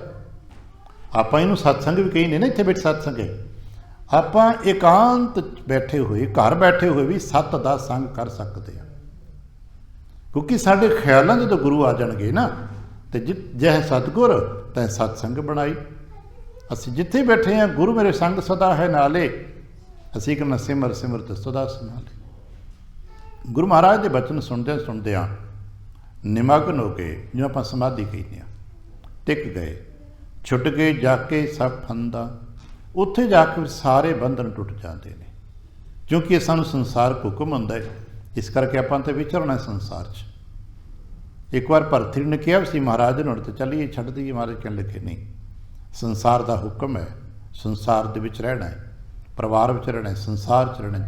ਔਰ ਫਿਰ ਇੱਥੇ ਜਾ ਕੇ ਧਰਮ ਦਾ ਨਿਰਵਾਹ ਹੁੰਦਾ ਹੈ, ਕਿਉਂਕਿ ਦਵੈਤ ਮਿਟ ਜਾਂਦੀ, ਦੁਵਿਧਾ ਮਿਟ ਜਾਂਦੀ, ਮੈਂ ਤੇਰੀ ਮਿਟ ਜਾਂਦੀ। ਫਿਰ ਵਿਅਕਤੀ ਆਪਣੀ ਡਿਊਟੀ ਨੂੰ ਪੂਰਾ ਕਰਦਾ ਹੈ। ਪਤਾ ਹੁੰਦਾ ਮੈਂ ਕੀ ਕਰਨਾ, ਮੈਂ ਪੁੱਤਰ ਹਾਂ, ਮੈਂ ਪੁੱਤਰ ਦਾ ਧਰਮ ਨਿਭਾਉਣਾ ਹੈ, ਮੈਂ ਪਿਤਾ ਹਾਂ, ਮੈਂ ਪਿਤਾ ਦਾ ਧਰਮ ਨਿਭਾਉਣਾ ਹੈ। ਪਤੀ ਪਤਨੀ, ਭੈਣ ਭਰਾ, ਜੋ ਵੀ ਰਿਸ਼ਤਾ ਤੁਹਾਡਾ ਹੈ, ਜਿਹਦੇ ਨਾਲ ਸਾਹਮਣੇ ਫਿਰ ਜੋ ਹੋਏਗਾ, ਉਹਦੀ ਡਿਮਾਂਡ ਕੀ ਹੈ? ਪੁੱਤਰ ਹੈ, ਪਿਤਾ ਹੈ, ਜੋ ਵੀ ਹੈ, ਉਹਦੇ ਉਹੀ ਧਰਮ ਨਿਭਾਓ। ਸਮਾਜ ਪ੍ਰਤੀ ਕੀ ਧਰਮ ਹੈ, ਨਿਭਾਓ। ਧੰਨ ਧੰਨ ਪੂਰਨ ਗੁਰਦੇਵਾ। ਹੁਣ ਜਦੋਂ ਕੁਝ ਸਮਾਧੀ ਖੁੱਲੀ, ਹਾਥ ਬੰਦ ਪਦ ਬੰਧਨ ਧਾਰੀ, ਮਹਾਰਾਜ ਦੇ ਚਰਨਾਂ 'ਤੇ ਹੱਥ ਜੋੜਤੇ, ਉਸਤਤ ਪਦ ਕੀ ਗਿਰਾ ਉਚਾਰੀ। ਹੁਣ ਬਾਰ-ਬਾਰ ਜਿਹਨੂੰ ਕਹਿੰਦੇ ਉਸਤਤ, ਸਵੇਰੇ ਲੜੀਵਾਰ ਬਚਨ ਵਿੱਚ ਉੱਥੇ ਮਹਾਰਾਜ ਕਹਿੰਦੇ ਉਸਤਤ ਲੈ, ਜਸ ਲੈ, ਤੂੰ ਸਿਫਤ ਲਿਆ ਕਰ, ਸਿਫਤ ਕਰਿਆ ਕਰੋ, ਉਸਤਤ ਨੂੰ ਪ੍ਰਾਪਤ ਕਰ, ਕਿਉਂਕਿ ਉਸਤਤ ਹੀ ਹੈ ਜੋ ਤੈਨੂੰ ਬਹੁਤ ਉੱਚਾ ਉਠਾ ਕੇ ਲੈ ਜਾਏਗੀ, ਜਿਸ ਨੂੰ ਬਖਸ਼ੇ, ਕਿਉਂਕਿ ਬਖਸ਼ਿਸ਼ ਹੈ ਸਿਫਤ ਸਲਾਹ, ਨਾਨਕ ਪਾਤਸ਼ਾਹੀ ਪਾਤਸ਼ਾਹ। ਤੋ ਕਿਰਪਾ ਤੁਮਹਾਰ ਲਖਿਓ ਸਭੇਵਾ। ਹੇ ਸਤਿਗੁਰੂ, ਤੁਹਾਡੀ ਕਿਰਪਾ ਹੋਈ ਤੇ ਮੈਨੂੰ ਆਪਣੇ ਨਿਜ ਸਰੂਪ ਦੀ ਲਖਿਅਤਾ ਹੋਈ ਹੈ, ਆਪਣੇ ਨਿਜ ਸਵੈ ਸਰੂਪ ਦੀ ਸਮਝ ਆਈ ਹੈ, ਜੋ ਕਿ ਗੁਰਬਾਣੀ ਬਹੁਤ ਸਰਲ ਸ਼ਬਦਾਂ ਵਿੱਚ ਵੀ ਹੈ। ਮੋਟੇ ਮੋਟੇ ਦੋ ਤਿੰਨ ਰੂਪ ਹੀ ਮਹਾਰਾਜ ਨੇ ਬਹੁਤ ਥਾਂ ਤੇ ਸਨਮਾਨ ਕਹਿ ਕੇ ਮੁਖਾਤਬ ਦੱਸਿਆ, ਮਨ ਤੋ ਜੋਤ ਸਰੂਪ ਹੈ, ਆਪਣਾ ਮੂਲ ਪਛਾਣ। ਰਾਗ ਦਵੈਖ ਦਵੈ ਸਿੰਘ ਸਮਾਨਾ। ਮੈਨੂੰ ਸਮਝ ਆ ਗਈ ਕਿ ਮਹਾਰਾਜ ਆ ਰਾਗ ਅਤੇ ਦਵੈਖ, ਰਾਗ ਹੁੰਦਾ ਪਿਆਰ, ਦਵੈਖ ਹੁੰਦਾ ਨਫ਼ਰਤ। ਸੰਸਾਰ 'ਚ ਸਾਡਾ ਹੋਰ ਕੀ ਹੈ? ਕੁਝ ਜੀਆਂ ਦੇ ਨਾਲ ਸਾਡਾ ਪਿਆਰ ਹੈ ਅਤੇ ਕੁਝ ਜੀਆਂ ਦੇ ਨਾਲ ਸਾਡਾ ਇੱਕ ਦੁਰਾਵ ਜਿਹਾ ਹੈ, ਨਫ਼ਰਤ ਜੀ ਹੈ। ਤੀਸਰੇ ਉੱਪਰੇ ਬੰਦੇ ਨਾਲ ਸਾਡਾ ਕੁਛ ਵੀ ਨਹੀਂ। ਜਿਸ ਬੰਦੇ ਨਾਲ ਸਾਡਾ ਜਾਂ ਰਾਗ ਜਾਂ ਦਵੈਖ ਨਹੀਂ ਹੈ, ਉਹਦਾ ਹੋਣਾ ਜਾਂ ਨਾ ਹੋਣਾ ਸਾਨੂੰ ਕੋਈ ਮਾਇਨੇ ਨਹੀਂ ਰੱਖਦਾ। ਆਹ ਸੜਕ 'ਤੇ ਪਤਾ ਨਹੀਂ ਕਿੰਨੇ ਲੋਕ ਆਉਂਦੇ ਨੇ, ਕਿੰਨੇ ਜਾਂਦੇ ਨੇ, ਕੁਝ ਕੋਈ ਸੰਤ ਹੋਣਗੇ, ਕੋਈ ਚੋਰ ਹੋਣਗੇ, ਕੋਈ ਸਾਧ ਹੋਣਗੇ, ਕੋਈ ਅਫਸਰ, ਸਾਨੂੰ ਕੀ ਫਰਕ ਪੈਂਦਾ ਉਹਨਾਂ ਦਾ? ਕਿਉਂਕਿ ਉਹਨਾਂ ਦਾ ਨਾ ਸਾਡਾ ਕੋਈ ਈਰਖਾ ਹੈ ਅਤੇ ਨਾ ਸਾਡਾ ਕੋਈ ਪ੍ਰੇਮ ਹੈ, ਨਾ ਸਾਡਾ ਕੋਈ ਵੱਟ ਵਿਰੋਧ ਹੈ ਅਤੇ ਨਾ ਸਾਡੇ ਕੋਈ ਸਾਂਝ ਭਾਈ ਵਾਲੀ ਹੈ। ਉਹ ਹੋਣ ਪਏ, ਉਹਨਾਂ ਦਾ ਹੋਣਾ ਨਾ ਹੋਣਾ ਸਾਡੇ ਲਈ ਕੋਈ ਮਾਇਨੇ ਨਹੀਂ ਗਾ। ਸਾਡਾ ਹੋਣਾ ਨਾ ਹੋਣਾ ਕਿਹਨਾਂ ਨਾਲ ਮਾਇਨੇ ਹੈ? ਜਿਹਦੇ ਨਾਲ ਸਾਡੀ ਨਫ਼ਰਤ ਹੈ, ਜਿਹਦੇ ਨਾਲ ਸਾਡਾ ਵੱਟ ਵਿਰੋਧ ਹੈ, ਜਿਹਦੇ ਨਾਲ ਸਾਡਾ ਦੁਸ਼ਮਣੀ ਹੈ, ਉਹਦਾ ਹੋਣਾ ਸਾਡੇ ਲਈ ਮਾਇਨੇ ਰੱਖਦਾ ਹੈ, ਅਤੇ ਜਿਹਦੇ ਨਾਲ ਸਾਡਾ ਪ੍ਰੇਮ ਹੈ, ਉਹਦਾ ਹੋਣਾ ਸਾਡੇ ਮਾਇਨੇ। ਇਹ ਰਾਗ ਅਤੇ ਦਵੈਖ ਹੈ। ਕਹਿੰਦਾ ਕਿ ਸਮਝ ਆ ਗਈ। ਇਸੇ ਕਰਕੇ ਗੁਰਸਿੱਖ ਨੇ ਹੌਲੀ ਹੌਲੀ ਆਪਣੇ ਤੋਂ ਰਾਗ ਅਤੇ ਦਵੈਖ ਨੂੰ ਮਿਟਾਉਣਾ। ਪੜ੍ਹਦੇ ਹਾਂ, ਬਿਸਰ ਗਈ ਸਬਤਾਤ ਪਰਾਈ, ਨਾ ਕੋ ਬੈਰੀ ਨਹੀਂ ਬੇਗਾਨਾ, ਸਕਲ ਸੰਗ ਹਮ ਕੋ ਬਣਿਆਈ। ਇਨਕੇ ਭੈਤੇ ਮੁਝੇ ਮੁਚਾਨਾ। ਤੁਸਾਂ ਕਿਰਪਾ ਕੀਤੀ ਮਹਾਰਾਜ, ਮੈਨੂੰ ਬਖਸ਼ ਲਿਆ, ਇਸ ਈਰਖਾ ਨਿੰਦਾ ਰਾਗ ਦਵੈਖ ਤੋਂ ਬਚਾ ਲਿਆ। ਗਰਸਿਓ ਸਰਬ ਦੀਰਬ ਅਹੰਕਾਰਾ। ਹੰਕਾਰ ਦੇ ਸੱਪ ਨੇ ਮੈਨੂੰ ਆਪਣੇ ਲਪੇਟੇ 'ਚ ਲਿਆ ਸੀ। ਦੀਨ ਜਾਨ ਤੁਮ ਲੀਨ ਯੁਬਾਰਾ। ਤੁਸਾਂ ਆਪਣਾ ਸੇਵਕ ਜਾਣ ਕੇ ਮੈਨੂੰ ਇਸ ਹੰਕਾਰ ਦੇ ਚੁੰਗਲ ਤੋਂ ਬਚਾ ਲਿਆ। ਅਬ ਮੈਂ ਆਤਮ ਰੂਪ ਪਛਾਨਾ। ਅਤੇ ਹੁਣ ਮੈਨੂੰ ਆਪਣੇ ਆਤਮ ਨਿਜ ਸਵੈ ਸਰੂਪ ਦੀ ਸਮਝ ਆ ਗਈ ਹੈ।